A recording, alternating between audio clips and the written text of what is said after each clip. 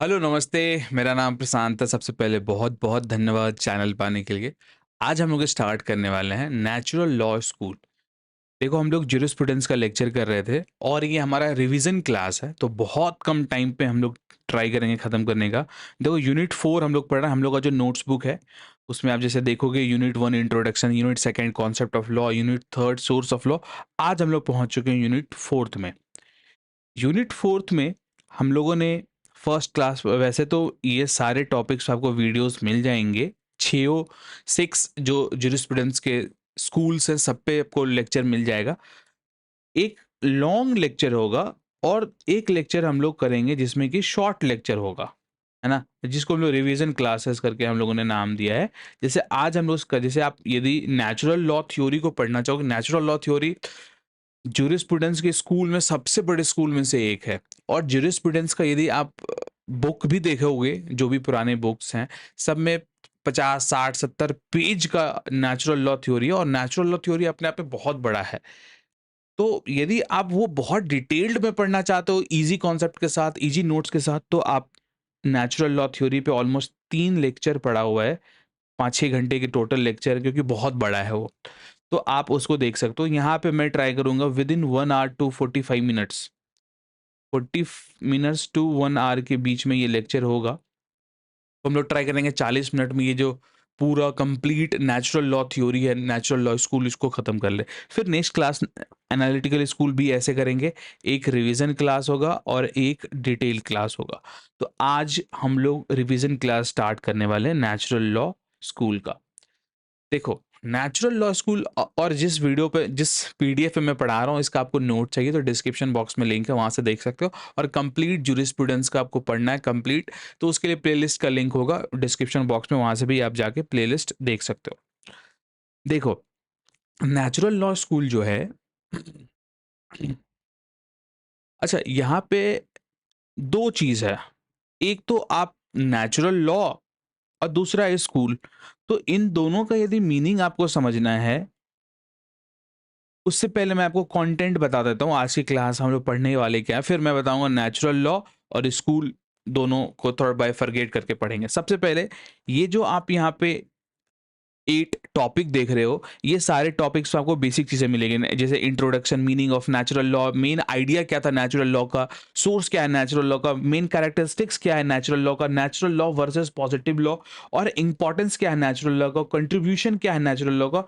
और ये वाला जो पार्ट है हिस्टोरिकल इवोल्यूशन, जो नेचुरल लॉ आप देखते हो, ये natural law over the period evolve हुआ है। तो टोटल 4 पीरियड में ये इवॉल्व हुआ है। जैसे एंशिएंट पीरियड में इवॉल्व हुआ है, जिसको आप ये भी कह सकते हो नेचुरल लॉ इवॉल्व हुआ है 4 मेजर स्टेज में या 4 पीरियड्स में। तो एंशिएंट पीरियड्स हम लोग देखेंगे, फिर उसके बाद मेडिएवल पीरियड्स में हुआ है। ये पूरा उसका टाइमलाइन है। ये जीरो है, ये जीरो के बाद यहाँ से लेके यहाँ 2026 है। इसके बीच में कैसे डेवलप हुआ है, ये सारी चीज़ें हम लोग यहाँ पे देखेंगे। तो तीसरा, हम लोग ये स्टेज पढ़ेंगे, तीसरा पीरियड रेनेसांस पीरियड में देखेंगे। फिर उसके बाद लगभग 100 साल ना डिक्लाइन हो जाता है नेचुरल लॉ। तो डिक्लाइन का क्या रीज़न रहता है? फिर उसके बाद नेचुरल लॉ रिवाइवल होता है 20th सेंचुरी में। ऑलमोस्ट 10 यहाँ पे आपको फिलोसोफर मिलेंगे। तो सारे स्टेज में सारे फिलोसोफर के बारे में भी हम लोग पढ़ेंगे। ठीक है भाई? उसके बाद लास्ट में ये 4 टॉपिक है हमारे पास। नेचुरल लॉ थ्योरी का मेरिट्स क्या है, उसके बाद क्रिटिसिज्म क्या है नेचुरल लॉ थ्योरी का, लास्ट में नेचुरल लॉ थ्योरी ब्रिटेन में कैसा है, अमेरिका में कैसा है, इंडिया में कैसा है, और सबसे लास्ट में हमारा जो इंडियन कॉन्स्टिट्यूशन है, वहाँ पे नेचुरल लॉ प्रिंसिपल्स कितने हैं, क्या है, उसको हम लोग देखेंगे। आई होप आपको एक बेसिक अंडरस्टैंडिंग हो गई है कि हम लोग पढ़ने वाले क्या। तो ये डिटेल क्लास के पीडीएफ्स हैं जो हम लोगों ने ऑलरेडी पढ़ रखा है।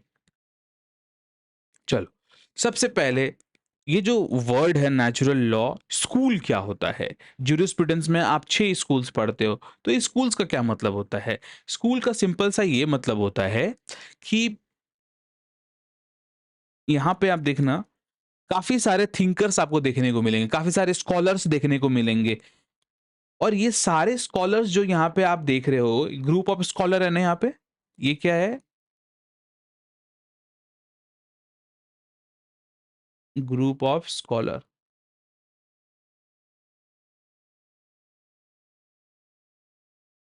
यहाँ पे आपको ग्रुप ऑफ स्कॉलर दिख रहा है, और ये जो ग्रुप्स ऑफ स्कॉलर है, इन लोगों का जो आइडिया है, देखो स्कॉलर्स आइडिया ही तो देते हैं, इन लोगों का आइडिया भी आपको सिमिलर दिखेगा, सबका मिलता जुलता आइडिया है यहाँ पे। तो जब group of thinkers similar idea के साथ क्या फॉर्म करते हैं, स्कूल। ठीक है, देखो जब ग्रुप ऑफ थिंकर्स होते हैं और उनके आइडिया सिमिलर्स होते हैं, एक दूसरे से मिलता जुलता आइडिया होता है, तो वो लोग ये जो पूरा आइडिया है, ये आइडिया क्या फॉर्म करेगा, स्कूल फॉर्म करेगा। और इस स्कूल का हम लोग नाम दे देते हैं, 6 स्कूल है, हर एक स्कूल में ऐसे ही देखोगे आप। मान लो बात कर रहा हूं मैं एनालिटिकल स्कूल का, तो एनालिटिकल स्कूल में भी काफी सारे ग्रुप ऑफ स्कॉलर्स होंगे, और इन लोगों का आइडिया भी सिमिलर होगा, और इन लोग आइडिया मिलकर क्या फॉर्म करेंगे कि स्कूल। और हर एक स्कूल का नाम अलग अलग है। आज हम लोग पढ़ने वाले हैं नेचुरल लॉ स्कूल। तो स्कूल कैसे फॉर्म होता है, ये आइडिया लग गया। स्कूल क्या होता है आपको समझ में आ गया कि स्कूल कुछ नहीं होता है, स्कूल ग्रुप ऑफ थिंकर्स का आइडिया है। एक पूरा ग्रुप जो थिंकर्स का है, स्कॉलर्स का है, उनके द्वारा जो आइडियाज दिए जाते हैं वो फॉर्म करता है स्कूल। स्कूल तो अपने को समझ में आ गया। सर ये नेचुरल लॉ क्या होता है?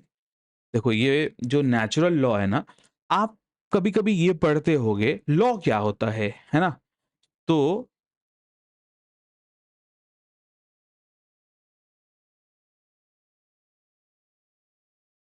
लॉ समझ जाओगे तो नेचुरल लॉ भी समझ जाओगे। लॉ क्या होता है, कोई भी लॉ, मैं एक एग्जांपल ले लेता हूं, जैसे मोटर व्हीकल एक्ट है, ठीक है? तो ये जो मोटर व्हीकल एक्ट है, इसमें क्या है, ये बुक्स निकाल के देखना, मोटर व्हीकल एक्ट का बियर एक्ट, या फिर ये जो लॉ है आपके पास मोटर व्हीकल एक्ट, इसमें काफी सारे रूल्स रेगुलेशन है।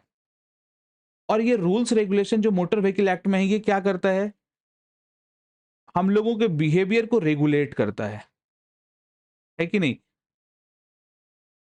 तो हम लोगों ने क्या देखा कि लॉ क्या होता है, लॉ होता है कलेक्शन ऑफ रूल्स। यहां पे देखो आपको रूल्स का ही तो कलेक्शन दिख रहा है, या आप इसको बोल सकते हो सेट्स ऑफ रूल्स, है ना? यहाँ पे आपको काफी सारा रूल्स रेगुलेशन दिख रहा है। और ये जो रूल्स एंड रेगुलेशन है, यही तो हम ह्यूमन बिहेवियर को अच्छा एक एग्जांपल भी दे देता हूं। जैसे मान लो इसमें ये एक रूल है कि यदि आप हेलमेट पहन के नहीं जाओगे, बाइक नहीं चलाओगे, विदाउट हेलमेट बाइक चलाओगे, तो 1000 रुपीज का आपका फाइन हो जाएगा। तो आज मैं गया विदाउट हेलमेट रोड पे, और मेरा ना एक चालान कट गया, मेरे को फाइन लग गया 1000 का। तो नेक्स्ट डे से देखना मेरा बिहेवियर अपने आप चेंज हो जाएगा। मुझे आज तक नहीं पता था कि हेलमेट के बिना जाने से फाइन होता है, लॉ होता है, लेकिन मुझे पता चला कि भाई यदि बिना हेलमेट के जाओगे तो आपको फाइन हो जाएगा। तो मेरा फाइन कट गया।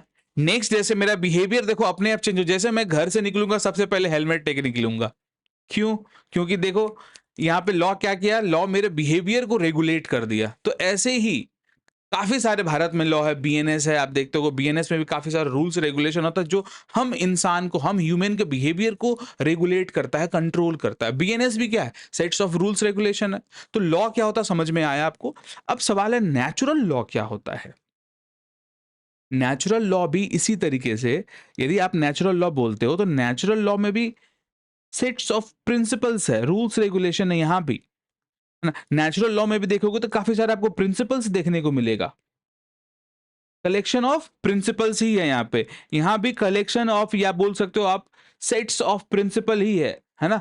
बॉडी ऑफ प्रिंसिपल, ये सारे क्या है, लॉ शुड बी लॉजिकल, ये प्रिंसिपल है। Law should be rights and ethicals, law कैसा होना चाहिए, लॉ शुड बी फेयर होना चाहिए सारे लोगों के लिए।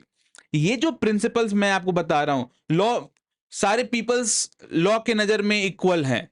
ये जो कुछ प्रिंसिपल्स है, ये तो नेचुरल लॉ का प्रिंसिपल है। खैर, तो नेचुरल लॉ क्या होता है, नेचुरल लॉ भी काफी सारे प्रिंसिपल्स का बना हुआ है। और ये सारे नेचुरल लॉ के जो प्रिंसिपल्स हैं, ये बेस्ड किस पे होते हैं, ये इंपॉर्टेंट है, ध्यान देना। ये बेस्ड होते हैं रीजन पे, मोरालिटी पे, जस्टिस पे। ये जो 3 वर्ड है ना, इसका मीनिंग आपको पता होना चाहिए, तभी आपको अच्छे से समझ में आएगा। रीजन का क्या मतलब होता है, रीजन का सिंपल सा मतलब है लॉजिक, लॉजिकल थिंकिंग। आप जो लॉजिक से सोचते हो ना कोई चीज, दैट इज रीजन। जब भी आपका दिमाग लॉजिक लगाता है, आप उसको कह सकते हो रीजन, रीजनिंग।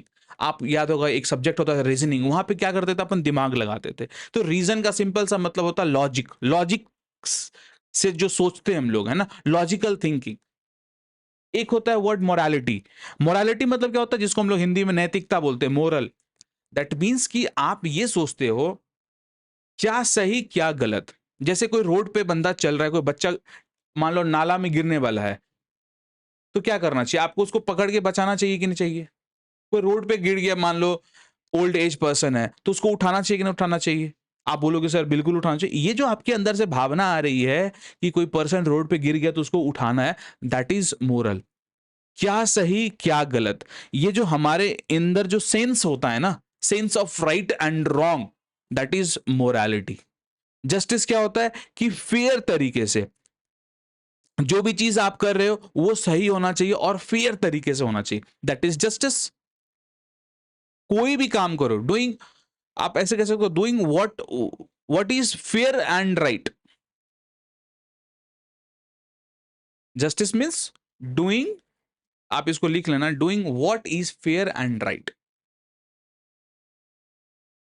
तो ये तीनों वर्ड का मीनिंग आपको पता होगा तो समझ में आएगा। तो नेचुरल लॉ बेसिकली एक सेट्स ऑफ प्रिंसिपल है, जो कि सर यहाँ पे हम लोग देख भी रहे हैं, सेट्स ऑफ प्रिंसिपल है। और ये बेस्ड किस पे होता है? ये बेस्ड होता है रीजन, मोरालिटी एंड जस्टिस पे। सिंपल। नेचुरल लॉ समझ में आ गया आपको? नेचुरल लॉ बेसिकली काफी सारे प्रिंसिपल्स का बना हुआ। अब एक चीज मैं आपको देता हूं, ये जो प्रिंसिपल्स है ना, ये हमें बताया कौन कि नेचुरल लॉ का ये प्रिंसिपल्स है? यहीं पे आते हैं थिंकर्स। ये जो आप यहाँ पे लिस्ट ऑफ प्रिंसिपल्स देख रहे हो ना, ये सारे प्रिंसिपल, ये हम लोगों को कौन बताया? काफी सारे स्कॉलर्स के द्वारा पता चला। कौन कौन है स्कॉलर्स? ये जो लिस्ट देख रहे हो, इन सारे लोग ने ही हमें बताया कि भाई ये जो प्रिंसिपल है, ये नेचुरल लॉ का प्रिंसिपल है। आपको एक नेचुरल लॉ क्या होता है ये समझ में आया? और देखो, ऐसा माना जाता है ये जो प्रिंसिपल्स है, अब सवाल है कहीं ना कहीं सवाल, जैसे बीएन, जैसे मान लो मोटर व्हीकल एक्ट है, अब मैं कह रहा था लॉ, तो मोटर व्हीकल एक्ट कहां से आया है? मोटर व्हीकल एक्ट का सोर्स क्या है? मोटर व्हीकल एक्ट पार्लियामेंट से आया है। दैट मीन्स कि हम लोग कह सकते हैं पार्लियामेंट से आया है, सोर्स है पार्लियामेंट, लेजिस्लेशन है वो, है ना, सोर्स पार्लियामेंट है मोटर व्हीकल एक्ट का। तो वही इतना सारा जो प्रिंसिपल है, ये कहां से आया है? तो ऐसा मानना है, डिफरेंट डिफरेंट टाइम पे डिफरेंट डिफरेंट मानना था। जैसे इस टाइम पे आप देखोगे, तो इस टाइम पे लोगों का मानना था कि जो लॉ है, जो नेचुरल लॉ है, ये कहां से आता है? रीजन से आता है, लॉजिकल थिंकिंग से आता है। और इस टाइम के जो मानने के लोग थे मेडिवल पीरियड में, इस टाइम पे लोग मानते थे कि जो नेचुरल लॉ है वो गॉड से आता है। ठीक है, तो इस तरीके से ध्यान में रखना है आपको। आई होप आपको बेसिक मीनिंग समझ में आया। और ऐसा माना जाता है ये जो नेचुरल लॉ का प्रिंसिपल है, ये प्रिंसिपल मैन मेड लॉ से सुपीरियर होता है। दैट मीन्स कि हम ह्यूमन जो लॉ बनाते हैं उससे सुपीरियर होता है। और ये जो नेचुरल लॉ के प्रिंसिपल्स होते हैं, ये सारे लोगों पे अप्लाई होंगे सारे टाइम पे। दैट मीन्स कि ये यूनिवर्सल है। ठीक है, ये प्रिंसिपल सारे लोगों पे अप्लाई होंगे एट ऑल टाइम्स। तो आपको एक बेसिक अंडरस्टैंडिंग हो गई कि नेचुरल लॉ होता क्या है। ठीक है, तो नेचुरल लॉ आपको समझ में आ गया कि natural law collection of principles है ना, काफी सारा प्रिंसिपल्स है। लेकिन ये प्रिंसिपल बेस्ड किस पे होता है? तीन वर्ड ध्यान रखना आपको, मोरालिटी, रीजन और जस्टिस पे बेस्ड होता है। स्कूल्स आपको समझ में आ गया? तो आई होप ये चलते हैं हम लोग आगे, introduction to the natural law school. चलो, इस मीनिंग यहाँ पे वही चीजें हैं कि नेचुरल लॉ जो है ये कहाँ से ड्राइव होता है? ये ड्राइव होता है फ्रॉम नेचर, रीजन और मोरालिटी और गॉड। अभी थोड़ी देर पहले मैंने बताया था, जैसे मोटर व्हीकल एक्ट है, आज के कॉन्टेक्स्ट में मैं बता रहा हूँ, ये कहाँ से आया है? स्टेट ने बनाया है ना। लेकिन जो नेचुरल लॉ है ये स्टेट नहीं बनाता है, ये कहाँ से आता है? नेचर से आता है, रीजन से आता है, मोरालिटी से आता है और गॉड से आता है। नेचुरल लॉ का कोर आइडिया क्या है? कि जो नेचुरल लॉ है वो मैनमेड लॉ से सुपेरियर होता है। देखो यहां भी लिखा हुआ है ना, सुपेरियर टू मैनमेड लॉ। ठीक है भाई।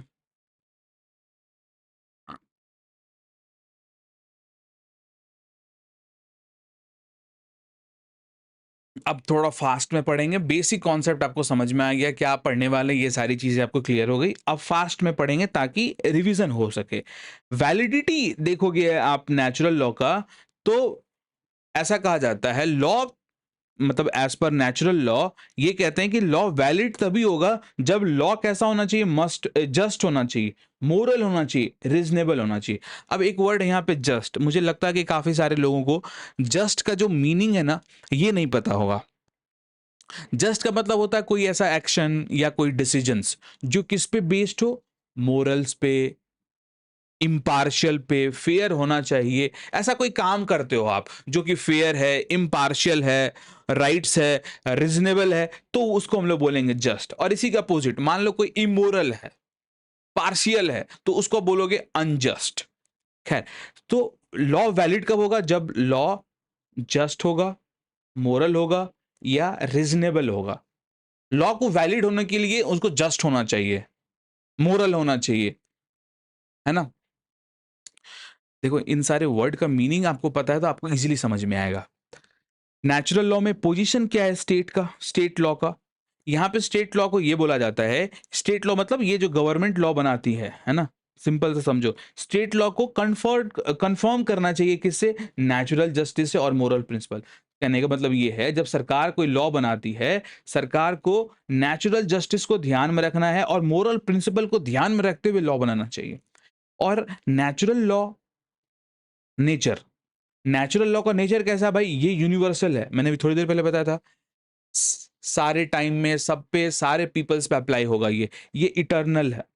अब देखो, ये जो कुछ वर्ड्स है ना, इसका मीनिंग आपको पता होना चाहिए। इटर्नल का क्या मतलब होता है? जैसे lasting, for ever, ever lasting, ठीक है। उसके बाद नेचुरल लॉ का नेचर पढ़ रहे हैं ना, यूनिवर्सल, इटर्नल, और ये बेस्ड किस पे हो? रीजन पे और मोरालिटी। ये स्कूल को आपको ध्यान रखना है, इसमें बोला यही जाता है कि नेचुरल लॉ बेस्ड किस पे होता है? रीजन पे और मोरालिटी पे। ब्लैकस्टोन क्या बोलते हैं? देखो, ब्लैकस्टोन ये बोलते हैं नेचुरल लॉ को being existence with the Mankind and emanating emanating from God himself is superior to all laws, and no man-made law will be valid if contrary to the nature of. देखो यहाँ पे देखो, simple से ये कहा जा रहा है नेचुरल लॉ जो है ये को एग्जिस्टेंस करेगा किसके साथ? मैनकाइंड के साथ, ह्यूमन के साथ। और जो नेचुरल लॉ है ये आता कहां से है? फ्रॉम गॉड हिमसेल्फ आता है। ब्लैकस्टोन ऐसा बोलते हैं। उसके बाद ये कहते हैं जो नेचुरल लॉ है ये सुपेरियर होगा टू ऑल अदर लॉज, जो भी ऑल अदर लॉज है उससे सुपेरियर होगा। और no manmade law will valid, कोई मैनमेड लॉ वैलिड नहीं होगा। सिंपल सा ये कहना है, यदि आप नेचर के साथ, नेचुरल लॉ के साथ यदि आपका कॉन्ट्रैक्टरी है, मतलब नेचुरल लॉ से आप यदि बाहर जा रहे हो तो आप वैलिड नहीं हो। दैट मीन्स कि आप यदि कोई लॉ बना रहे हो वो मोरल नहीं है, रीजन नहीं है, तो वो लॉ वैलिड नहीं होगा। चलो, डिफिनेशन देख लेते हैं हम लोग। इसको आप ध्यान देना, आगे जब मैं इन सारे स्कॉलर्स के बारे में पढ़ाऊंगा तो वहां पर वर्ड यूज होगा। जैसे अभी ब्लैकस्टोन का तो क्लियर ही हो गया, no manmade law will be valid if contrary to the law of nature. तो यहाँ जितने सारे आप स्कॉलर देख रहे हो नीचे, जब सबके डिफिनेशंस पढ़ेंगे तो वहां पे ये ऑलरेडी कवर हो जाएगा। चाहो तो आप इसको एक बार पढ़ लेना, इजी ही है, कोई ज्यादा टफ नहीं है।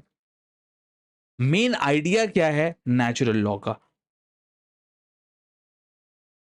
मेन आइडिया है ना, नेचुरल लॉ ये कहते हैं कि नेचुरल लॉ जो है वो एग्जिस्ट करेगा एबव स्टेट, स्टेट से भी ऊपर होगा नेचुरल लॉ।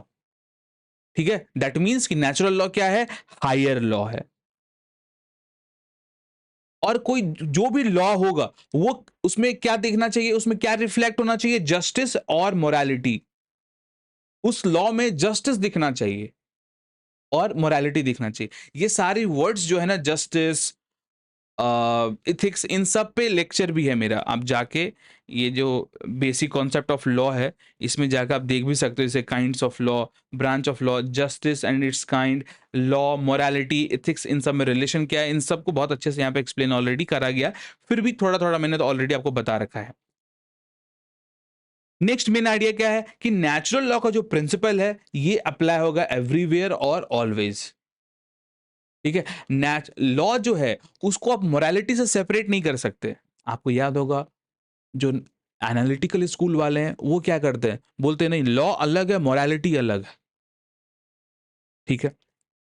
लेकिन मेन आइडिया नेचुरल लॉ का क्या है कि भैया आप मोरालिटी और लॉ को सेपरेट नहीं कर सकते, दोनों एक ही है। दोनों मतलब दोनों एक दूसरे को लिंक्ड रखता है। आप यदि लॉ से मोरालिटी को निकाल दोगे तो नूरेमबर्ग जैसा चीज़ें हो सकती है। नूरेमबर्ग लॉ आपको जर्मनी में हुआ था, यदि डिटेल क्लास पढ़ेगा तो आपको याद होगा।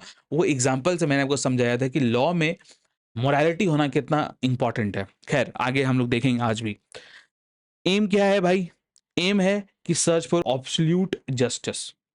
नेक्स्ट देखो नेचुरल लॉ का सोर्स क्या है। मैंने बताया था ना, ये जो इतना सारा प्रिंसिपल है, जो आप कहते हो कि ये नेचुरल लॉ का प्रिंसिपल है, ये आखिर आता कहाँ से है, इसका सोर्स क्या है? तो इसका सोर्स ये है, आपको पता है डिफरेंट डिफरेंट टाइम पे ये डेवलप हुआ है। तो एंशियंट टाइम में जो एंशियंट ग्रीक्स थे, उनका मानना था कि ये जो लॉ है, नेचुरल लॉ कहाँ से आता है? रीजन से आता है, हमारे थिंकिंग से आता है। जिसका डिटेल क्लास में मैंने एग्जांपल दिया था, जब हम लोग छोटे बच्चे थे, जब हमारे फादर या मदर, मान लो मैं 2 भाई हूँ, मैं छोटा बच्चा हूँ, आप भी सेम सिचुएशन को इमेजिन कर सकते हो।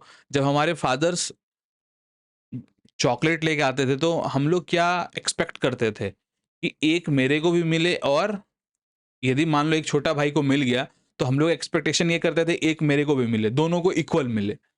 ये कहीं तो आप पढ़े नहीं, किसी किताब में 5 साल का बच्चा थोड़ी पढ़ता इक्वालिटी क्या होता है, वो तो कहीं नहीं पढ़ा। लेकिन उसके अंदर से ये चीज आया, उसके लॉजिकल थिंकिंग में ये चीज आया कि एक यदि उसको मिला है तो एक मेरे को भी मिलना चाहिए। तो उसके अंदर इक्वालिटी का जो भावना है, ये कैसे डेवलप हुआ? उसकी लॉजिकल थिंकिंग से ही तो हुआ। दैट मीन्स कि लॉ कहां से आता है? नेचुरल। अच्छा, इक्वालिटी क्या है? नेचुरल लॉ का प्रिंसिपल है। तो ये नेचुरल लॉ आया कहां से? रीजन से आया, लॉजिकल थिंकिंग से आया। देख रहे हो? फिर मेडिएवल टाइम्स में मेडिएवल थिंकर्स क्या बोलते हैं कि नहीं, ये जो लॉ है मेडिएवल टाइम में कहां से आता है? गॉड से। ये क्यों ऐसा बोलते हैं? जब आगे आप पढ़ोगे ना मेडिएवल टाइम्स में, उस टाइम पे चर्च का बोलबाला था, जो पोप थे उनका डोमिनेंस था, तो उन लोगों का कहना था भाई नहीं, नेचुरल लॉ हमारे अंदर से नहीं आती है, ये गॉड से आती है। खैर, अब मॉडर्न टाइम में थिंकर्स बोले कि नहीं, ह्यूमन नेचर से आता है नेचुरल लॉ। कुछ जूरिस्ट का ये मानना था नेचर ऑफ द यूनिवर्स से भी आता है। खैर, आपको एक आइडिया लग गया कि नेचुरल लॉ का सोर्स क्या है। नेक्स्ट, कैरेक्टरिस्टिक्स क्या है नेचुरल लॉ का? कैरेक्टरिस्टिक्स मतलब फीचर्स क्या है नेचुरल लॉ का? फीचर्स क्या होता है? जैसे मान लो फोन का 3 कैमरा है, इतना एमएच का बैटरी है, कैमरा इतना मेगापिक्सल का, ये जैसे फोन का फीचर्स होता है ना, वैसे नेचुरल लॉ का क्या फीचर है, क्या विशेषताएं हैं? विशेषता ये है, नेचुरल लॉ सबसे पहले यूनिवर्सल है, कि सारे लोगों पे अप्लाई होगा, सारे टाइम पे, इटर्नल है, तो हर एक पीरियड में एग्जिस्ट करेगा नेचुरल लॉ। ह्यूमन बीइंग है तो नेचुरल लॉ एग्जिस्ट करेगा ही करेगा। क्यों? क्योंकि ही इटर्नल है नेचुरल लॉ। नेचुरल लॉ जो है मोरल फाउंडेशन है, ठीक है, ये बेस्ड होता है जस्टिस और रीजन का। ये सुपेरियर लॉ है, मैंने बताया था ना कि नेचुरल लॉ जो है सारे लॉ से ऊपर है, एबव है, इम्यूटेबल है। आप नेचुरल लॉ को चेंज नहीं कर सकते लेजिस्लेशन से, इक्विलिटी को आप लेजिस्लेशन से हटा ही नहीं सकते।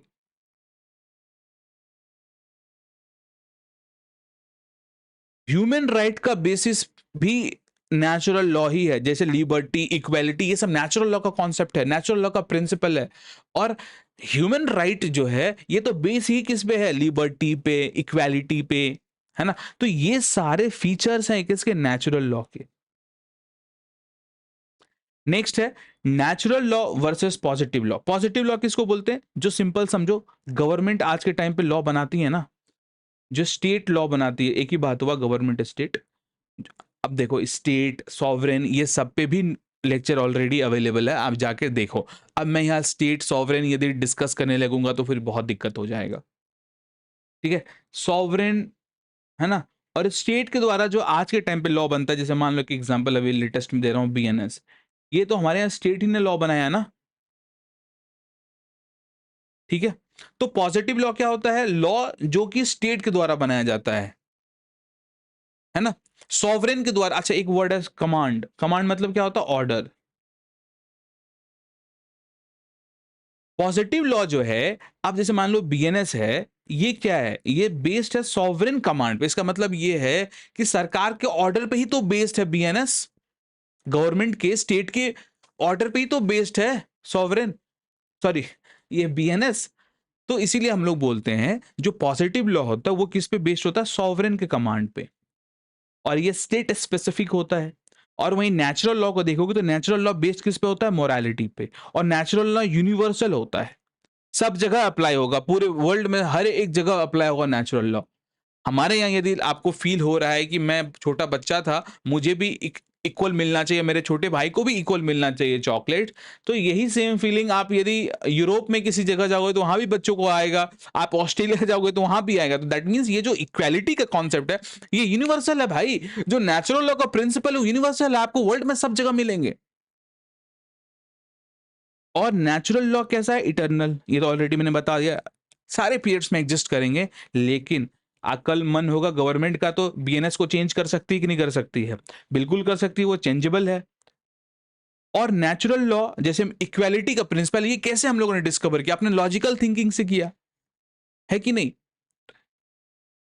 तो ये जो लॉजिकल थिंकिंग है, तो यहां पे ये कहना चाह रहा हूं मैं, नेचुरल लॉ कैसे डिस्कवर हो रहा है? हम अपने रीजन से डिस्कवर करते हैं, है ना? और वहीं पॉजिटिव लॉ कैसे डिस्कवर करते हैं? लेजिस्लेचर बनाता है, पार्लियामेंट बनाता है लॉ। तो पॉजिटिव लॉ किसके द्वारा क्रिएटेड होता है? By the legislature. और वहीं नेचुरल लॉ लिंक्ड किससे होता है भाई? जस्टिस से। लेकिन वहीं पॉजिटिव लॉ सेपरेट करता है मोरालिटी और जस्टिस को, जिसका एग्जांपल भी आप देखोगे आगे, न्यूरमबर्ग का मैं एग्जांपल दूंगा तो और अच्छे से क्लियर होगा। देखो नेक्स्ट है importance of natural law. Natural law का क्या इंपॉर्टेंस है? सबसे पहले तो ये फाउंडेशन है ह्यूमन राइट्स का। आपको पता है काफी सारा आज जो हमारे पास फंडामेंटल राइट्स है, उसका भी फाउंडेशन कहीं ना कहीं नेचुरल लॉ ही है। उसके बाद आप देखते हो काफी सारे रिवॉल्यूशन को इंस्पायर किया है नेचुरल लॉ। जब आगे मैं आपको पढ़ाऊंगा तो इसको आप अच्छे से समझ पाओगे। फ्रेंच रिवॉल्यूशन को, अमेरिकन रिवॉल्यूशन को। फ्रेंच रिवॉल्यूशन होने में जो लिबर्टी का कॉन्सेप्ट आया, ये लिबर्टी का कॉन्सेप्ट कहां से है? नेचुरल लॉ ने ही तो दिया लिबर्टी का कॉन्सेप्ट, इक्वालिटी का कॉन्सेप्ट।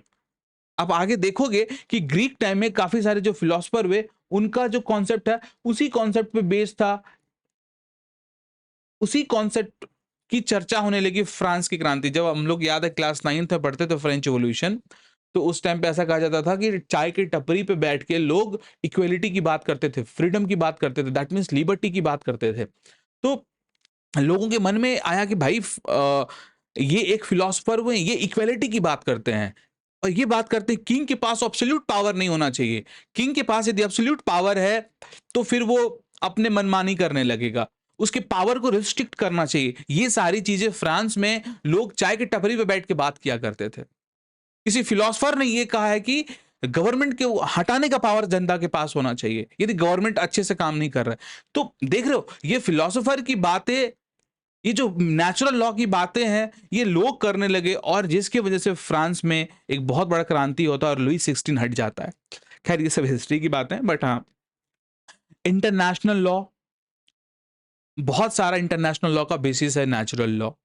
कॉन्स्टिट्यूशनलिज्म, जो आज कॉन्स्टिट्यूशन देख रहे हो, ये भी कहीं ना कहीं बेस्ड है किस पे? नेचुरल लॉ पे ही बेस्ड है। ये जो अभी मैंने बताया ना, लिमिटेड गवर्नमेंट की जो आइडिया है, ये नेचुरल लॉ से ही आया है। रूल ऑफ लॉ सबसे इंपॉर्टेंट, कि किसी रूलर का रूल नहीं होगा, किसी राजा का रूल नहीं होगा, रूल किसका होगा? कानून का रूल होगा। ये इंपॉर्टेंस है नेचुरल लॉ का। अब थोड़ा सा हम लोग देखते हैं कि जो नेचुरल लॉ के बारे में तो बेसिक चीजें आपने पढ़ लिया। नेचुरल लॉ जो है ये इवॉल्व कैसे हुआ, है ना? तो हम लोग पढ़ेंगे historical evolution of natural law.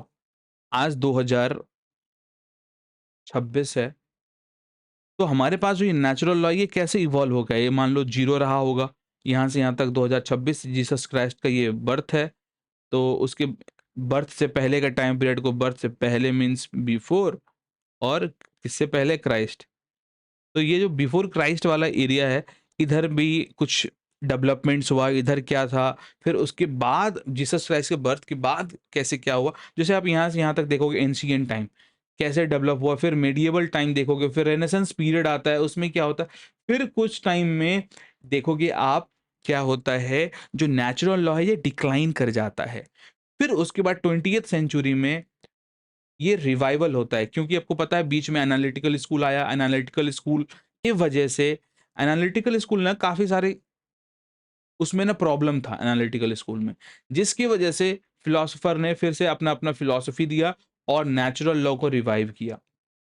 Analytical school का सिंपल सा ये कहना था, डिक्लाइन के पीछे एक बहुत बड़ा रीजन था एनालिटिकल स्कूल और हिस्टोरिकल स्कूल। ये दो स्कूल का बहुत इंपॉर्टेंट रोल था डिक्लाइन में, है ना। साइंटिफिक आ गया था, खैर आगे हम लोग देखेंगे। तो अभी के लिए आपको एक आइडिया लग गया कि नेचुरल लॉ जो है वो इवॉल्व हुआ है एक एंशियंट पीरियड हो गया ये आपका, यहां से ऑलमोस्ट 3rd सेंचुरी एडी तक। सेंचुरी मतलब 300, है ना, 300 एडी की बात हो रही है, 3rd सेंचुरी तक। फिर उसके बाद देखो 5th से लेके 15th सेंचुरी तक आपको मेडिवल पीरियड्स देखने को मिलेगा, यहाँ पे लिखा हुआ 5th से 15th सेंचुरी। फिर रेनेसेंस पीरियड आपको देखने को मिलेगा 16 से 18 सेंचुरी तक। ये 16 से 18 सेंचुरी तक आपको रेनेसेंस पीरियड देखने को मिलेगा। फिर बीच में डिक्लाइन होते देखिएगा 19th सेंचुरी, और 20th सेंचुरी में फिर से आपको ये रिवाइवल होते देखेगा। तो ये मेजर 4 पीरियड में इवॉल्व हुआ। तो सबसे पहले हम लोग देखेंगे एंशिएंट पीरियड में नेचुरल लॉ का क्या पोजीशन था, ठीक है।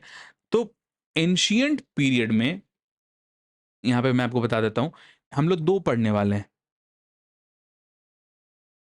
एंशिएंट पीरियड में आप देखोगे ग्रीस में कैसे क्या डेवलप हुआ, और रोम में कैसे क्या, जैसे इसका मतलब ये हो गया रोमन लीगल सिस्टम में कैसे डेवलप हुआ और ग्रीक लीगल सिस्टम में कैसे डेवलप हुआ, ये 2 देखेंगे। तो सबसे पहले एंशिएंट टाइम में हम लोग देख लेते हैं यहाँ पे ग्रीक थिंकर्स क्या कैसे कह गए, क्या सब बोले, वो देखते हैं। ग्रीक थिंकर्स यहाँ हम लोग टोटल 4 पढ़ेंगे। दैट इज सबसे पहले हीराक्लिटस ये कहते हैं कि नेचुरल लॉ जो है ये बेस्ड किस पे है, डेस्टिनी पे, ऑर्डर पे और रीजन पे।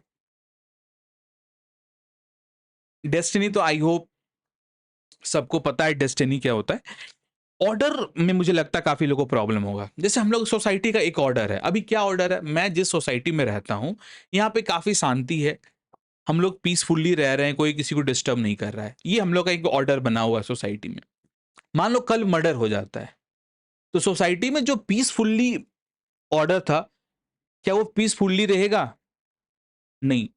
अब क्या हो गया, अनरेस्ट हो गया सोसाइटी में, है ना। तो हमारा जो ऑर्डर था वो बिगड़ गया है, ऑर्डर खराब हो गया सोसाइटी का हमारा। तो सोसाइटी कैसा रहता है, ऑर्डर में रहना चाहिए। मैं एक छोटा सा एग्जांपल से आपको समझाने की कोशिश करी है, अभी बहुत डिटेल में नहीं जा सकता ना, डिटेल क्लास तो ऑलरेडी अवेलेबल है, उसको जाके देखो आप। तो हिराक्लिटस बोलते हैं नेचुरल लॉ जो है ये बेस्ड होगा किस पे, रीजन पे। रीजन तो पता है आपको, रीजन का क्या मतलब होता है, जल्दी से बताओ कोई। काफी बार मैं बोल चुका हूं भाई, लॉजिकल थिंकिंग, ठीक है। उसके बाद ये कहते हैं जो यूनिवर्स है वो फॉलो करता है नेचुरल ऑर्डर, है ना। और लॉ किसको फॉलो करना चाहिए, यूनिवर्सल ऑर्डर को। तो बेसिकली आप सिंपल सा ये समझो, इनका आइडिया है कि नेचुरल लॉ बेस्ड होना चाहिए डेस्टिनी पे, ऑर्डर पे और रीजन पे, ठीक है। इनका फोकस 3 चीज पे, डेस्टिनी, ऑर्डर और रीजन पे। ध्यान ये रखना है, ये सिर्फ ये कहना चाहते हैं कि जो लॉ है, आप यदि डिटेल क्लास मैं एक बार दिखाऊं आपको, ये सारे एग्जांपल्स हैं। देखो ये ग्रीक पीरियड है ना, हिराक्लिटस ये बताते हैं 3 चीज, डेस्टिनी, ऑर्डर और रीजन, इस पे बेस्ड है इनका 3 कैरेक्टरिस्टिक्स बताते हैं नेचुरल लॉ को। और इनकी अकॉर्डिंग में, अच्छा डेस्टिनी तो पता है ना, जो भी चीज होता है नेचर के द्वारा फिक्स होता है ना, जो चीज होना है वो होगा ही। ऑर्डर, आपको पता है ना, वर्ल्ड नॉट मेसी, सब कुछ अपने, everything works in proper way, सब कुछ अपने प्रॉपर वे में काम करता है। नेचर हमारा ऑर्गेनाइज्ड है, कि ऐसे रैंडम नहीं बन गया। सोसाइटी जैसे मैंने एग्जांपल दिया, सोसाइटी पीसफुल है। रीजन तो पता है आपको, जहां हम लोग अपना दिमाग लगाते हैं ना कि इमोशंस लगाते हैं। उसके बाद नेक्स्ट फिलोसफर हुए आपके सॉक्रेट्स, जिसको आप लोग सुकरात भी हिंदी में बोलते हो। तो जो सॉक्रेट्स है, इनका बिलीफ क्या था, इन ये बोलते हैं कि लॉ जो है, जस्ट जैसे ये बहुत अच्छा लाइन है, इसको ध्यान से पढ़ना। Just like physical law of nature there is natural moral law.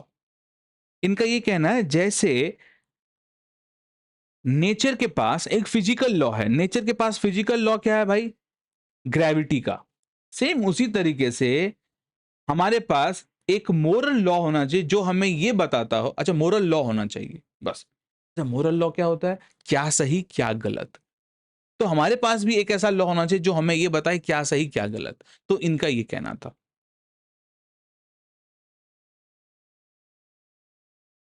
तो ये बात करते हैं moral law exist naturally.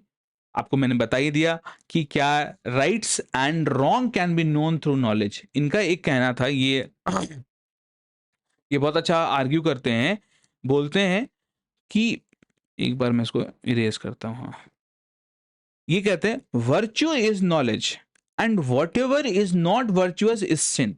Simple ये दिख रहा है, कह रहे हैं ये, यदि किसी पर्सन को पता है, किसी पर्सन को नॉलेज है कि क्या सही है क्या गलत है, तो वो कभी गलत नहीं करेगा। Virtue is knowledge. और जो चीज वर्चुअस नहीं है वो क्या है, पाप है, सिन है। जो चीज मोरली राइट नहीं है उसको हम लोग क्या कंसीडर करेंगे, रॉन्ग, गलत कंसीडर करेंगे, सिनफुल कंसीडर करेंगे, सिन, पाप कंसीडर करेंगे। तो ये दो चीज पे फोकस करते हैं, मोरालिटी पे और नॉलेज पे, दोनों मैंने आपको बता दिया। प्लेटो क्या बात करते हैं, आइडियल स्टेट का, कि सोसाइटी जो है वो रूल्ड होना चाहिए एक वाइज फिलोसोफर किंग से। ये कहना चाहते हैं कि जो हमारा सोसाइटी है, इनका बुक था, आपको ध्यान में होगा, रिपब्लिक। रिपब्लिक में ही ये कॉन्सेप्ट लिखते हैं आइडियल स्टेट का, और उसमें बताते हैं, ये बिलीव ऐसा करते हैं कि जो स्टेट है वो रूल्ड किसके द्वारा होना चाहिए, वाइज एंड इंटेलिजेंट किंग। ठीक है, और उसी को इन्होंने नाम दिया फिलोसोफर किंग। और इनका एक बहुत डिवीजन ऑफ लेबर बहुत इंपॉर्टेंट है, ये भी ध्यान रखना। ये कहते हैं कि हर एक पर्सन को वही काम करना चाहिए जो उसके लिए बेस्ट सूटेड है ना, और किसी को दूसरे के काम में इंटरफियर नहीं करना चाहिए। सोसाइटी कब अच्छे से काम करेगा, जब सारे लोग अपना अपना काम करेंगे।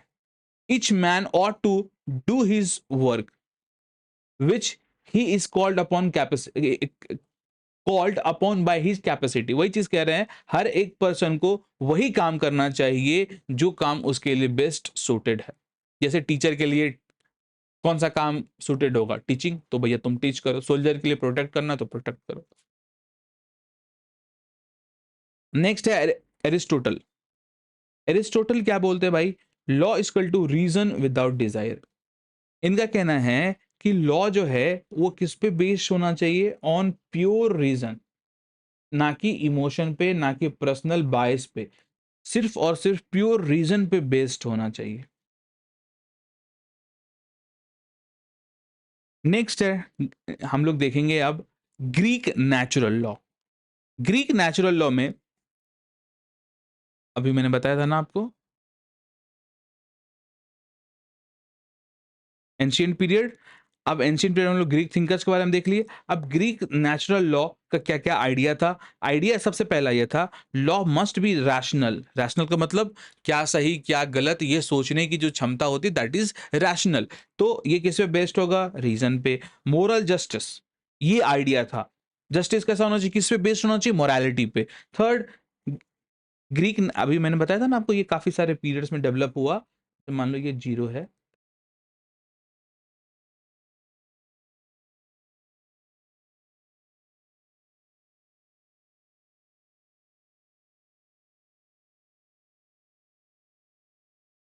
Roman and Greek. इसके बाद हम लोग मेडिएवल में चलेंगे। तो अभी थोड़ा एंशियंट ही पढ़ रहे हैं। एंशियंट में ग्रीक टाइम पे फिलोसोफर का था, फिलोसफी आपने देख लिया। अब इस टाइम पे मेन आइडिया क्या था, तो सबसे पहला था लॉ मस्ट बी रैशनल होना चाहिए और मोरल जस्टिस होना चाहिए। दैट मींस कि जस्टिस किससे बेस्ड होना चाहिए, मोरालिटी पे। थर्ड, यूनिवर्सल लॉ, कि सब जगह नेचुरल लॉ हर एक जगह सेम होगा। उसके बाद आइडियल लॉ, दैट मींस जो परफेक्ट लॉ होता है वो स्टेट लॉ से भी बियॉन्ड एग्जिस्ट करता है। ऐसा मानना था एंशियंट ग्रीक नेचुरल लॉस का। ठीक है, अब हम लोग चलते हैं थोड़ा सा रोमन की तरफ। रोमन नेचुरल लॉ में आप देखोगे तो यहां पे ना, देखो, ये जो ग्रीक नेचुरल लॉ है ना, यहां पे देखोगे तो सारे चीज थियोरेटिकल ही है। ठीक है, ये थियोरेटिकली बात करते हैं ये लोग। वहीं रोमन लोगों ने अपने लीगल सिस्टम में नेचुरल लॉ को अप्लाई भी कर दिया। तो ये लोग प्रैक्टिकली आपको दिखेगा यहाँ पे अप्लाई। डिटेल क्लास में और डिटेल है। तो रोमन्स लोगों ने प्रैक्टिकली अप्लाई किया नेचुरल लॉ को, जैसे आपको देखने को मिलेगा उन लोगों ने लॉ को 3 टाइप में डिवाइड किया, जस्ट सिविल, जस्ट जेनिटियम और जस्ट नेचुरल। अब सिविल क्या होता है? जस्ट सिविल मीन्स लॉ जो रोमन सिटीजन्स के लिए है, जस्ट जेनेटियम जो सिटीजन्स के लिए भी लॉ है और फॉरेनर्स के लिए भी है। जस्ट नेचुरल, नेचुरल क्या है भाई? लॉ जो बेस्ड होगा रीजन पे और नेचर पे। इसमें वो इंपॉर्टेंट ऑफिशियल्स, जैसे हमारे यहाँ मैजिस्ट्रेट होता है ना, जुडिशियल मैजिस्ट्रेट, वैसे ये 2 ऑफिसर्स होते थे, प्रेटर अर्बनस, प्रेटर प्रीग्रीनस। तो दोनों के बीच में थोड़ा डिफरेंस देख लो, अप्रोच देखेंगे हम लोग। ग्रीक्स लोगों का, एंशियंट टाइम की ही बात कर रहे हैं अभी हम लोग। एंशियंट टाइम में ही, एंशियंट टाइम में जो हम लोग बोलते हैं ना, एंशियंट में पहले डेवलप हुआ, फिर नेचुरल मेडिएवल में, फिर आप रेनेसेंस पीरियड, फिर बीच में डिक्लाइन हो जाता है, फिर 20th सेंचुरी में रिवाइवल होगा। तो ये जो एंशियंट टाइम आप देख रहे हो, इसमें 2 पार्ट पढ़ना है भाई। तो अब दोनों के बीच में डिफरेंस देखो। सबसे पहला अप्रोच देखो, ग्रीक्स लोगों का क्या अप्रोच है फिलोसॉफिकली, और वहीं रोमन्स लोगों ने प्रैक्टिकली अप्लाई भी कर दिया, जिसमें 3 आपने देखा कि लॉ को उन लोगों ने 3 टाइप में डिवाइड भी किया। फोकस क्या था? ग्रीक लोगों का फोकस था मोरल रीजनिंग पे ज्यादा फोकस था, और रोमन्स लोगों का लीगल एडमिनिस्ट्रेशन पे ज्यादा फोकस था। और वहीं लीगल सिस्टम जो है वो वीक था ग्रीक का, और वहीं रोमन्स का स्ट्रॉन्ग। कंट्रीब्यूशन देखोगे नेचुरल लॉ का, तो ये थियोरिटिकल था, और वहीं पे रोमन लोगों ने प्रैक्टिकल लीगल सिस्टम में उसको अप्लाई भी किया। तो ये एक बेसिक थोड़ा सा डिफरेंस था। अब हम लोग देखेंगे ये मिडिएवल पीरियड में। कोई क्वेरीज हो तो आप मुझे यहाँ व्हाट्सएप भी कर सकते हो। पीडीएफ डाउनलोड करना है तो आप डिस्क्रिप्शन बॉक्स में भी लिंक है, वैसे teachmelegal.com भी विजिट कर सकते हो, मेल आप मुझे यहाँ कर सकते हो।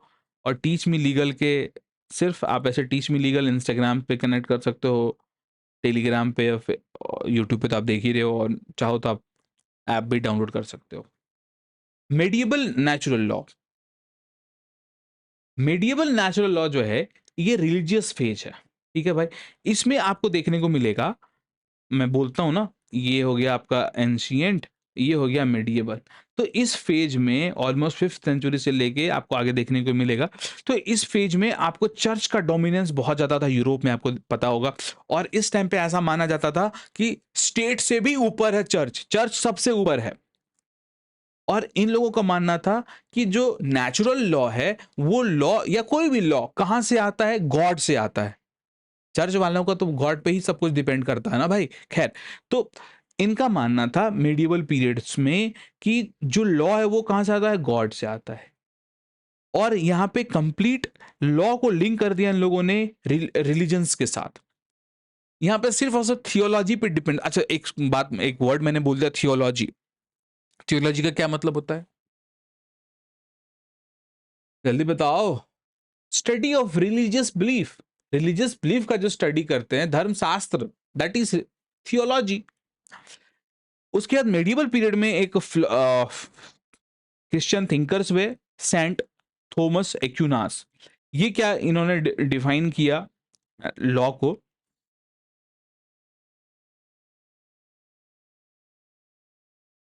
ये इनका डेफिनेशन है।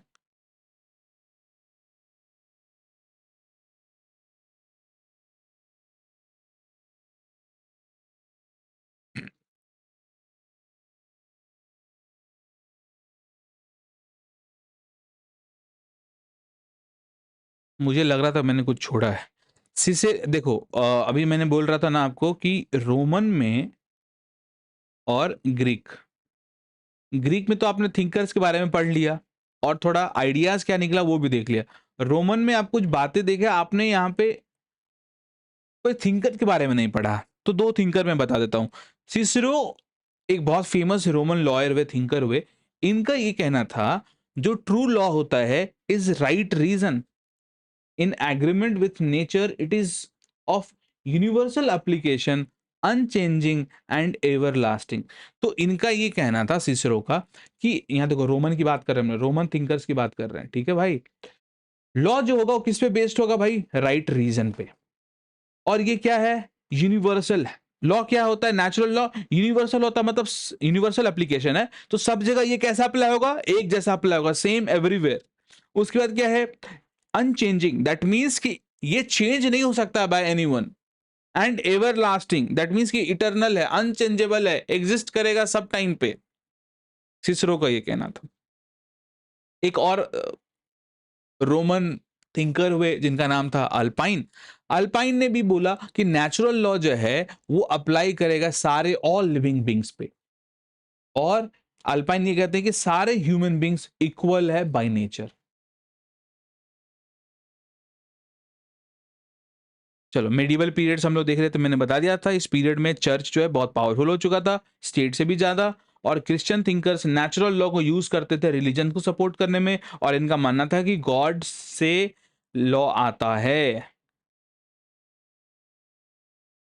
ये सारी बातें हम लोगों ने कर लिया था। सेंट थॉमस के बारे में देखते थे, इन्होंने अपने लॉ को डिफाइन किया। लॉ को इन्होंने क्या बताया कि लॉ कैसा होना चाहिए भाई, रीजन, दैट मीन्स, और an ordinance of reason, that means law must भी कैसा होना चाहिए, रीजनेबल होना चाहिए। उसके बाद लॉ किसके लिए होना चाहिए, कॉमन गुड के लिए होना चाहिए।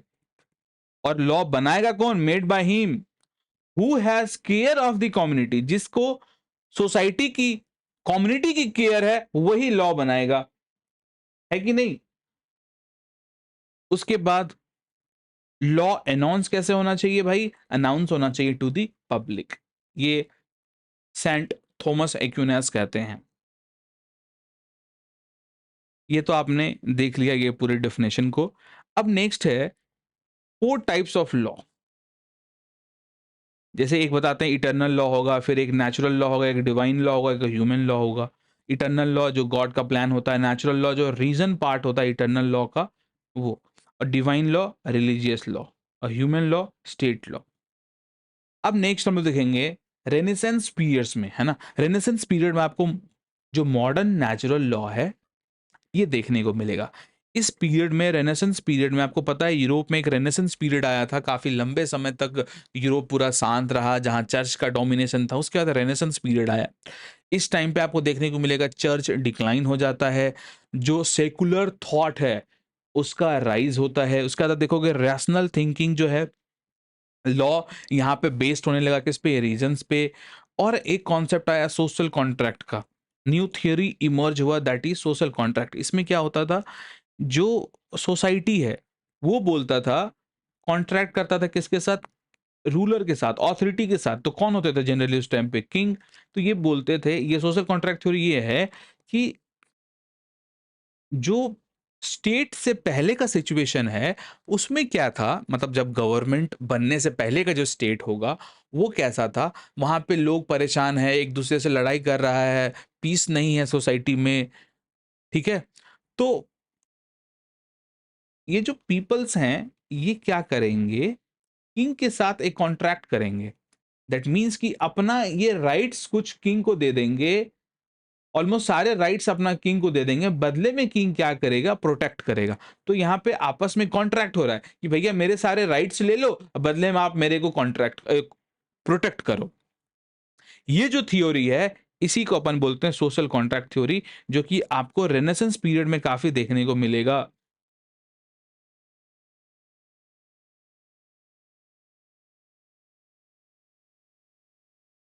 नहीं तो होगा भी। जैसे यहाँ पे देखो, मैंने ऑलरेडी उस क्लास में बता रखा है कि पहले जो लाइफ है काफ़ी डेंजरस था, फ़ियरफुल था। तो वहीं पे लोगों ने क्या किया, अपने रूलर के साथ काफ़ी सारा नेचुरल राइट्स दिया, बदले में रूलर बोला कि मैं प्रोटेक्ट करूँगा आपको। ये इसी को बोलते हैं सोशल कॉन्ट्रैक्ट। नेचुरल राइट जैसा एग्ज़ाम्पल लाइक फ्रीडम। खैर चलो ठीक है।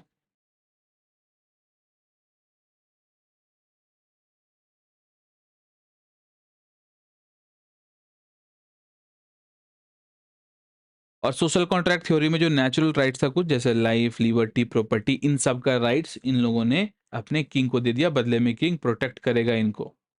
चलो major thinker of Renaissance period का कौन कौन मेजर थिंकर हुए। सबसे पहले ह्यूगो ग्रोसियस। ह्यूगो ग्रोसियस जो थे, इनका मेन आइडिया था कि नेचुरल लॉ जो है ये किस पे बेस्ड है, राइट रीजन पे। और ये कहते हैं लॉ कहां से आता है, फ्रॉम ह्यूमन रीजनिंग, कोई रिलीजन से नहीं आता है भाई। लॉ मस्ट बी लॉजिकल और कैसा होना चाहिए, फेयर होना चाहिए। तो ये बात करते हैं रीजन और मोरालिटी का। फिर थॉमस हॉब्स जो हुए, ये बात करते हैं, इनका जो मेन आइडिया था दैट इज एब्सोल्यूट सॉवरेन। इनका ये कहना था कि बिना स्टेट के लाइफ जो है वो क्योटिक हो जाता है। तो इसीलिए क्या करना चाहिए हम लोग को, एक स्ट्रॉन्ग रूलर नेसेसरी है। दैट मीन्स ये स्ट्रॉन्ग स्टेट की बात करते हैं।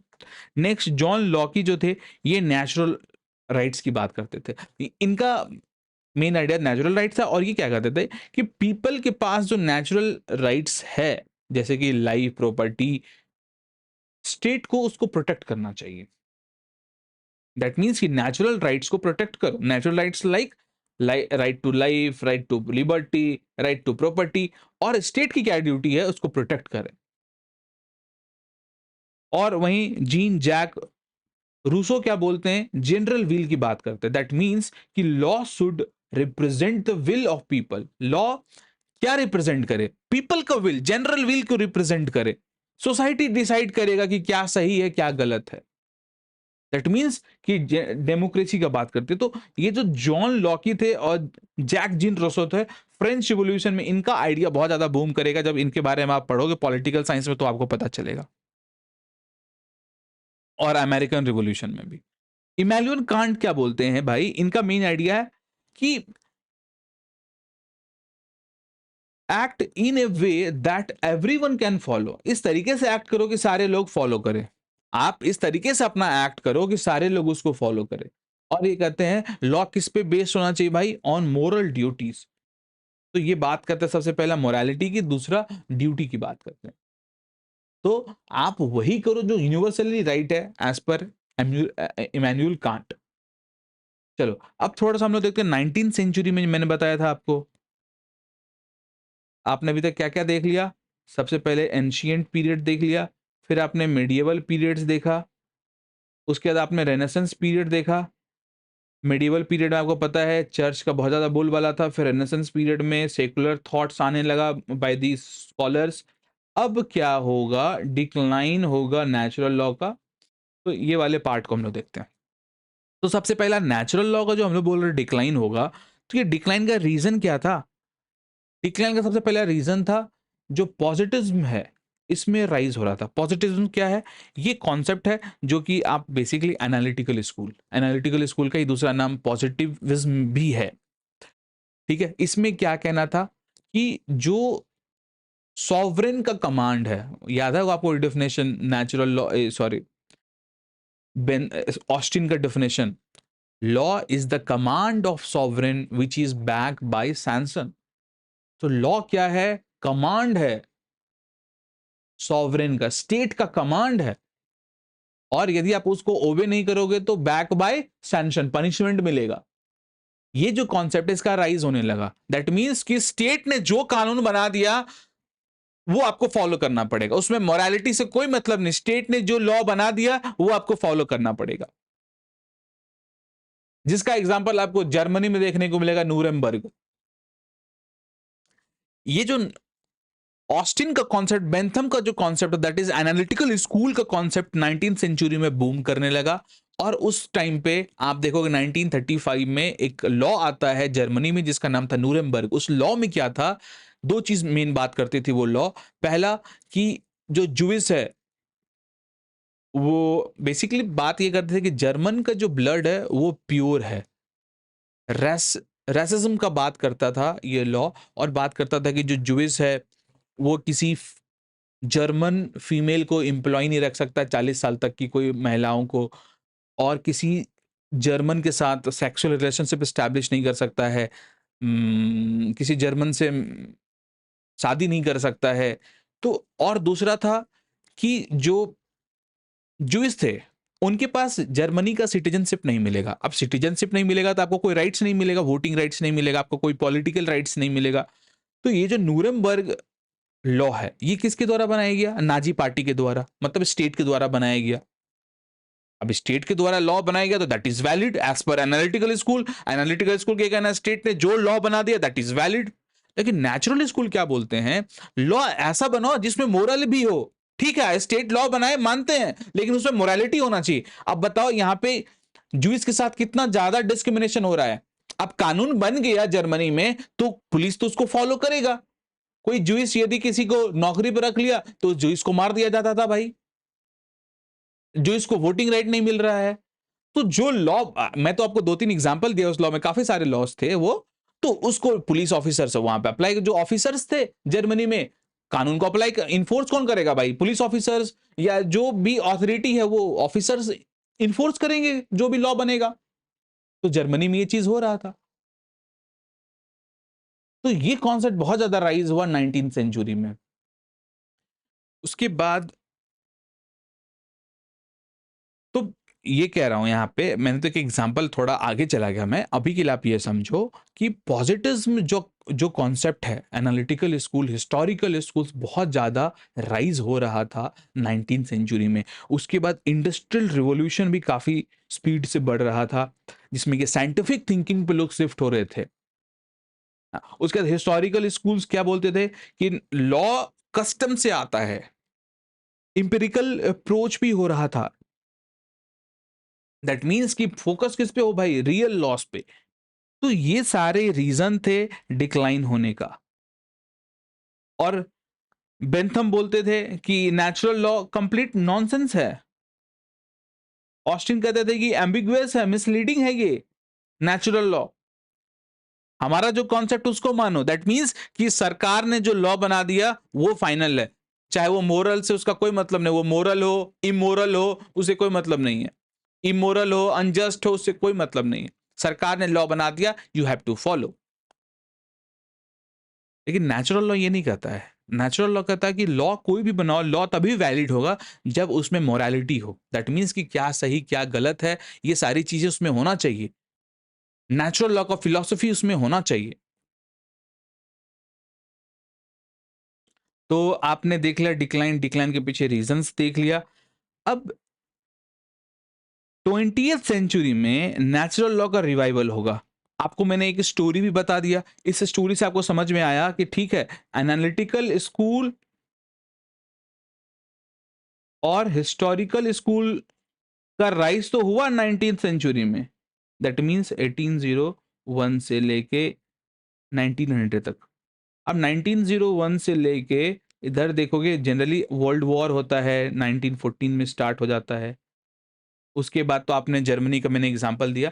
तो इस कॉन्सेप्ट की वजह से आपको काफी सारा इम्पैक्ट देखने को मिलेगा और फाइनली 1914 के बाद आपको रिवाइवल होते हुए दिखेगा नेचुरल लॉ।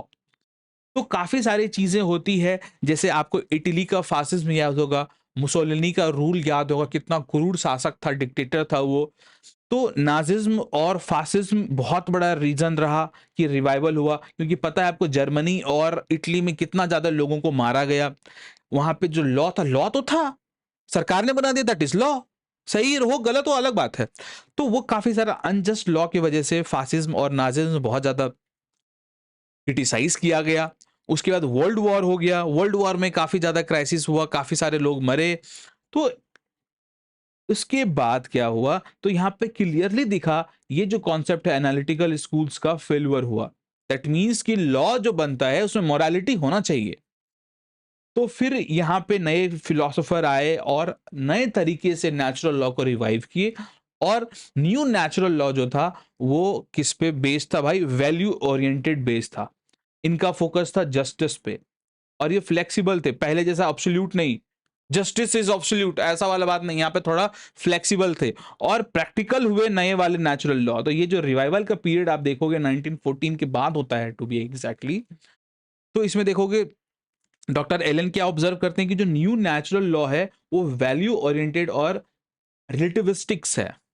ठीक है, खैर अब हम लोग देखेंगे मॉडर्न नेचुरल लॉ थिंकर्स कौन कौन हुए, थोड़ा सा उसको देखते हैं। सबसे पहला आपको रिवाइवल पीरियड में जो सबसे मेन सबसे पहले जो हुए, रुडोल्फ स्टैमलर। ये क्या बोलते हैं कि जो नेचुरल लॉ है ये वेरिएबल कंटेंट है। दैट मींस कि लॉ को तो जस्टिस फॉलो करना चाहिए, लेकिन उसके अंदर का जो कंटेंट है वो time to time, society to society change होते रहना चाहिए। दैट मींस ये कह रहे हैं देखो, कोई भी लॉ बना उसमें जस्टिस तो होना ही चाहिए, जस्टिस मतलब कांस्टेंट है वो, लेकिन आप उसके अंदर जो चीजें लिखते हो लॉ के अंदर, वो चीजें टाइम टू टाइम चेंज होते रहना चाहिए। कभी इंडिया में एडल्ट्री क्राइम हुआ करता था, लेकिन आज देखो टाइम चेंज हो गया, तो एडल्ट्री क्राइम नहीं है। होमोसेक्सुअलिटी एक टाइम पे भारत में क्राइम था, लेकिन समय बदला, और देखो आज होमोसेक्सुअलिटी क्राइम नहीं है। तो मैं एग्जांपल दे रहा हूं आपको। और इनका कहना है कि justice, law should B follow always justice, but उसका जो कंटेंट है वो चेंज होते रहना चाहिए। जॉन रॉल्स क्या बोलते हैं कि justice as fairness, justice as fairness that means कि सोसाइटी को ये इंश्योर करना चाहिए fairness, equality and the protection of weaker section. जो वीकर सेक्शन है उसके प्रोटेक्शन को भी इंश्योर करना चाहिए। नेक्स्ट आपके आएंगे फ्रैंकवा जेनी। फ्रैंकवा जेनी ये क्या बोलते हैं कि लॉ जो है वो बेस्ड होना चाहिए सोशल रियलिटीज पे एंड द प्रैक्टिकल नीड्स पे बेस्ड होना चाहिए। दैट मीन्स कि सोशल, जो हमारा सामाजिक जरूरत है, उस पे लॉ फॉलो होना चाहिए। तो ये दो चीज की बात करते हैं, सोसाइटी की और रियलिटी की। इसीलिए बोलते हैं सोशियोलॉजिकल नेचुरल लॉ। सोशियोलॉजिकल मतलब जैसे वर्ड सोशियोलॉजिकल आया, दैट मीन सोसाइटी। सोशियोलॉजी में क्या पढ़ते हैं? सोसाइटी के बारे में पढ़ते हैं। जोसेफ कोहलर, जोसेफ कॉलर क्या बोलते हैं, लॉ जो होता है इवॉल्व होता है विद सोसाइटी। जैसे जैसे सोसाइटी इवॉल्व होता है वैसे वैसे लॉ भी इवॉल्व होता है। दैट मीन्स कि लॉ को चेंज होना चाहिए एज सोसाइटी और कल्चर जैसे जैसे डेवलप हो रहा है। ठीक है भाई, तो ये इवोल्यूशन की बात करते हैं। दैट मीन्स कि लॉ ग्रो हो सोसाइटी के साथ साथ। नेक्स्ट है डिल विक्यो। ये क्या बोलते हैं, नेचुरल लॉ जो है वो गाइड करता है लीगल इवोल्यूशन को। दैट मींस कि नेचुरल लॉ जो है वो प्रोवाइड करेगा एक आइडियल डायरेक्शन, किस चीज के लिए भाई? डेवलपमेंट ऑफ लॉ के लिए। ठीक है, तो यहां पे ये कहते हैं कि जो नेचुरल लॉ होगा वो लॉ को गाइड करेगा। आज जो भी लॉ बनता है उसको नेचुरल लॉ गाइड करता है। ठीक है, ये कॉन्सेप्ट था डेल विकियो का। जूलियस स्टोन क्या बोलते हैं कि law must be just. Law कैसा होना चाहिए? जस्ट। अब मेरे को जस्ट मुझे नहीं लगता बताने की जरूरत है। तो लॉ का क्या एम होना चाहिए? Law should aim at justice, not उसका टेक्निकल वैलिडिटी क्या है उस पे नहीं। लॉ फेयर होना चाहिए, है ना? Just mean that means fair होना चाहिए। उसके बाद गुस्टव रैडब्रुक क्या बोलते हैं, unjust law is not law. जो इमोरल लॉ है वो लॉ नहीं है। जो लॉ एक्सट्रीमली अनजस्ट है उसको रिमूव कर देना चाहिए और वो फॉलोड नहीं होना चाहिए। नेक्स्ट, जॉन फिंस क्या बोलते हैं,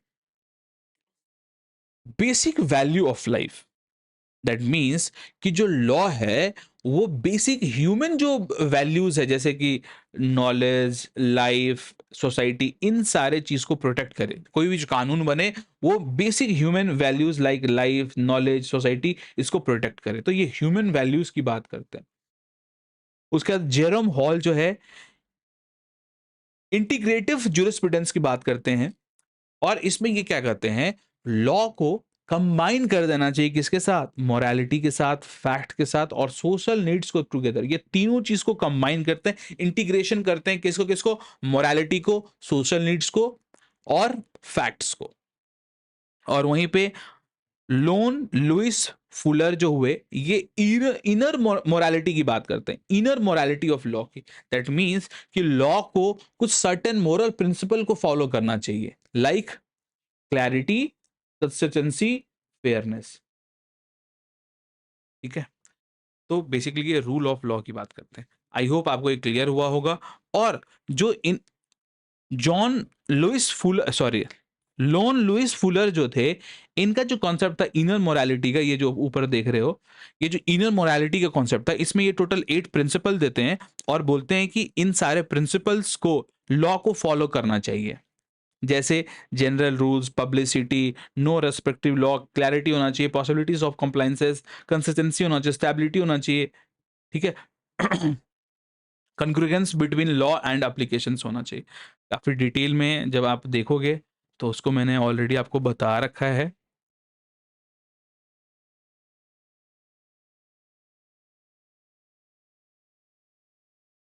ये यहाँ से स्टार्ट हो गया है आपका, है ना? 20th सेंचुरी रिवाइवल का। बहुत डिटेल में मैंने आपको पढ़ाया है। बहुत टाइम, बहुत मेहनत लगता है। आपसे एक रिक्वेस्ट रहता है कि भाई यदि इतना दूर तक भी आप देख रहे हो दैट मीन्स आप सीरियस हो लाइफ को लेके, तो एक कमेंट्स तो आप कर ही सकते हो और एक लाइक सब्सक्राइब तो कर ही सकते हो। तो मेरा आपसे एक रिक्वेस्ट है कि हो सके तो प्लीज़ लाइक सब्सक्राइब कीजिए। ये 8 मोरल प्रिंसिपल के बारे में तो मैंने बताया था आपको, अभी जस्ट बताया कि कोई भी लॉ को ये 8 रिक्वायरमेंट है, इसको फुलफिल करना चाहिए। That means there should be definite rules, और रूल्स कैसा होना चाहिए, पब्लिश्ड होना चाहिए, और कोई मिसयूज नहीं होना चाहिए रेट्रोस्पेक्टिव लॉ का। Rule must be clear understandable होना चाहिए, रूल्स प्रैक्टिकेबल होना चाहिए, कोई कॉन्ट्राडिक्ट ना करे लॉ के साथ, है ना? Law should not change frequently. उसके बाद लॉ और उसके इन्फोर्समेंट में, लॉ और उसके एप्लीकेशन में कंसिस्टेंसी होना चाहिए। यदि आप रूल्स बना रहे हो तो उसका एक्चुअल इन्फोर्समेंट भी होना चाहिए। ये इनर मोरालिटी का कॉन्सेप्ट था। लॉ को प्रॉपर्ली काम करने के लिए ये सारे प्रिंसिपल्स को फॉलो करना चाहिए।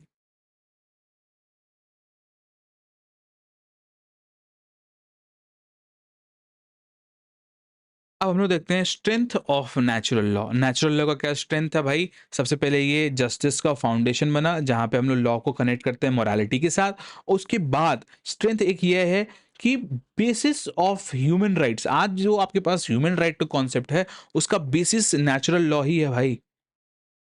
उसके बाद समाज में बदलाव का, रिफॉर्म का एक इंस्ट्रूमेंट बना, टूल बना। नेचुरल लॉ को यूज करके आप देखोगे 2 रिवॉल्यूशन हुआ, दैट इज अमेरिकन रिवॉल्यूशन और फ्रेंच रिवॉल्यूशन।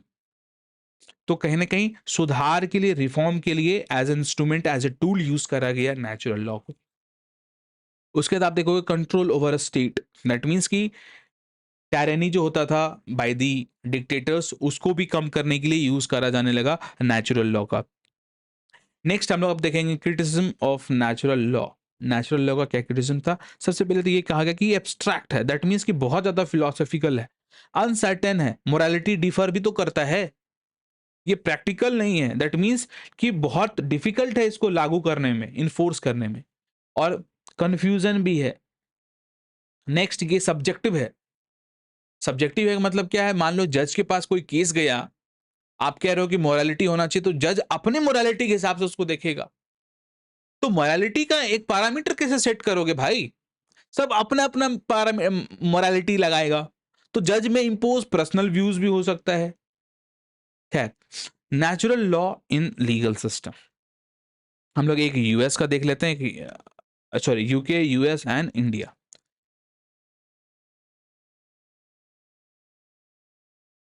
तो यूके में यदि आप देखोगे तो आपको यूके में नेचुरल लॉ का प्रिंसिपल्स देखने को मिलेगा। आपको पता है यूके में बहुत ज़्यादा डिपेंडेंसी है जस्टिस, इक्विटी और गुड कंसाइंस।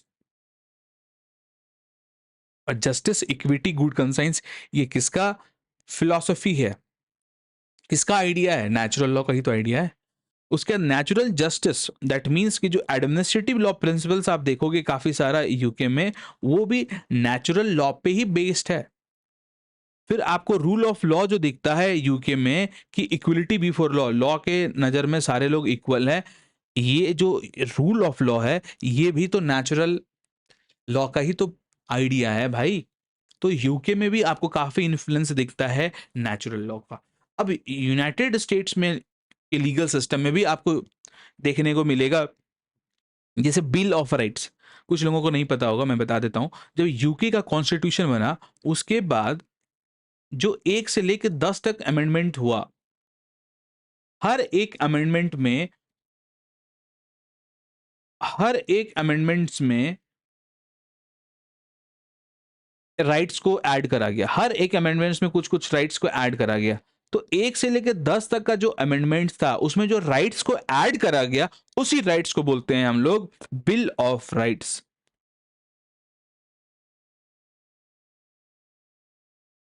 तो ये जो बिल ऑफ राइट्स आप देखोगे, तो यहाँ पे ये कहना चाह रहा हूँ मैं, ये जो राइट्स आप देख रहे हो, और ये जो सारे राइट्स है, ये सारे राइट्स किसके प्रिंसिपल हैं, किसके आइडियाज़ हैं? तो ये सारे बिल ऑफ राइट्स में जो राइट्स है, ये नेचुरल लॉ का आइडिया है। ठीक है? तो अपने को दिखा यूएस के लीगल सिस्टम में भी नेचुरल लॉ का काफ़ी इन्फ्लुएंस है भाई। उसके बाद जुडिशियल रिव्यू जो होता है यूके में कि यदि आप कॉन्स्टिट्यूशन से बाहर जाके कोई लॉ बनाते हो, तो कोर्ट उसको स्ट्राइक डाउन कर देती है। बेसिकली अनजस्ट लॉ को court supreme court strike down कर देती है, दैट इज़ जुडिशियल रिव्यू। और एक है ड्यू प्रोसेस, दैट मीन्स कि फेयर प्रोसीजर। फेयर प्रोसीजर का जो कॉन्सेप्ट है that is also natural law. अब थोड़ा-सा इंडिया के कॉन्सेप्ट में देखते हैं। इंडिया में एंशिएंट टाइम में देखोगे तो एक धर्म का कॉन्सेप्ट था। धर्म का जो कॉन्सेप्ट था that is ancient moral law. उसके बाद आपको देखेगा जो फंडामेंटल राइट्स जब हमारे यहाँ कॉन्स्टिट्यूशन आया तो फंडामेंटल राइट्स जो दिखता है, फंडामेंटल राइट्स के अंदर जितना राइट्स आपको दिखता है वो सब किस पे बेस्ड है? सब नेचुरल लॉ पे ही तो बेस्ड है। आर्टिकल 21 जो राइट टू लाइफ है, ये भी आपका किस पे बेस्ड है? नेचुरल लॉ पे बेस्ड है। बेसिक स्ट्रक्चर का जो डॉक्ट्राइन है, दैट मीन्स कि पार्लियामेंट कुछ बेसिक स्ट्रक्चर को चेंज नहीं कर सकती, वो भी किस पे बेस्ड है? नेचुरल लॉ पे ही बेस्ड है। तो तीनों में आपने देख लिया। अब इन सारे टॉपिक्स को डिटेल में देखना है तो आप जाके लेक्चर देखो। अब लास्ट है दैट इज इंडियन कॉन्स्टिट्यूशन में आपको नेचुरल लॉ देखने को मिलता है जैसे प्रियम्बल में। प्रियम्बल देखोगे we the people of India having solemnly, आप देखते हो कि हम जो अपने देश को बनाते हैं कैसा बनाते हैं, डेमोक्रेटिक सोशल, वो सब तो देख लिया। उसके नीचे जब आप जाओगे कि हम अपने इंडियन सिटीजन्स को सिक्योर करते हैं, क्या देके? इक्वालिटी, लिबर्टी, जस्टिस, ये सब देखे। तो ये जो इक्वालिटी, जस्टिस, लिबर्टी जो दिखता है आपको प्रियम्बल में, that is also natural law principal. Last sorry last class में मैंने आपको डिटेल में बताई थी। एक बार मैं फिर से आपको दिखा देता हूँ वैसे।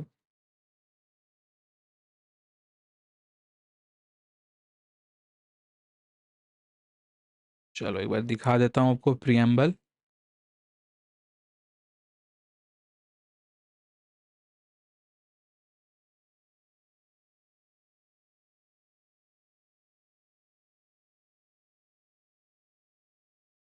आपको दिख रहा होगा, ये देखो, जस्टिस, लिबर्टी, इक्वालिटी, फ्रेटर्निटी। ये सब किसका कॉन्सेप्ट है?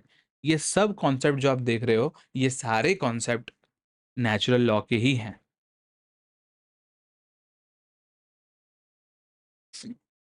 नेक्स्ट आपको हमारे इंडियन कॉन्स्टिट्यूशन में आर्टिकल 14 देखने को मिला, right to equality before law, equality before law. और article 21 that is justice, fair, reasonable law जो है, नेचुरल जस्टिस आपको दिखता है। ऑडी ऑल्टरम पार्टम हमारे यहाँ दिखता ही है आपको। PIL, social justice. खैर, तो ये सारे आपको हमारे इंडियन कॉन्स्टिट्यूशन में नेचुरल लॉ का प्रोविजंस, हमारे इंडियन कॉन्स्टिट्यूशन के जो प्रोविजंस हैं ये सब किस पे बेस्ड है? नेचुरल लॉ पे ही बेस्ड है। तो overall contribution of natural law देख लो। नेचुरल लॉ किसमें किसमें कंट्रीब्यूशन किया है? जो आज यूनिवर्सल जस्टिस की बात करते हैं हम लोग, उसमें नेचुरल लॉ का ही कंट्रीब्यूशन है। उसके बाद हम लोग ह्यूमन राइट्स जो आज बात करते हैं हम लोग, उसमें भी नेचुरल लॉ का कंट्रीब्यूशन है। कॉन्स्टिट्यूशनलिज्म पे नेचुरल लॉ का कॉन्स्टिट्यूशन सॉरी कंट्रीब्यूशन है। इंटरनेशनल लॉ पे कंट्रीब्यूशन है। Rule of law, welfare state, judicial action, ये सब में आपको नेचुरल लॉ का कंट्रीब्यूशन देखने को मिलेगा। और आपको यदि लेक्चर पसंद आया है तो प्लीज़ लाइक कीजिए, सब्सक्राइब कीजिए चैनल को और अपने दोस्तों के साथ शेयर भी कीजिए। Thank you so much for watching this video. Once again मैं आपको बताना चाहता हूँ, यदि आपको मेरे से कनेक्ट होना है, टीच मी लीगल से कनेक्ट होना है, तो आप यहाँ पे फॉलो कर सकते हो। उसके बाद आप यहाँ पे कोई भी इश्यूज़ हो, नोट्स बुक से रिलेटेड या कुछ भी क्वेरीज हो, तो आप यहाँ पे कर सकते हो। हमारे वेबसाइट को विजिट कर सकते हो फॉर नोट्स डाउनलोड। उसके बाद कोई भी आपको कांटेक्ट करना हो तो आप टीच मी लीगल पे कांटेक्ट कर सकते हो। Thank you so much for watching this video. फिर मिलते हैं किसी और क्लास में, तब तक के लिए धन्यवाद। और एक बार मैं आपको दिखा देता हूँ, ये सारे आपके स्कॉलर्स हैं और ये उनके पीरियड्स हैं और उनके द्वारा जो बेसिक राइट्स, मतलब मेन आइडिया जो दिया गया है, वो मेन आइडिया यहाँ पे है। आप चाहो तो इसको एक बार देख लो। मैं इसको बड़ा कर देता हूँ, आप स्क्रीन शॉट लेना चाहते हो तो स्क्रीन शॉट ले लो।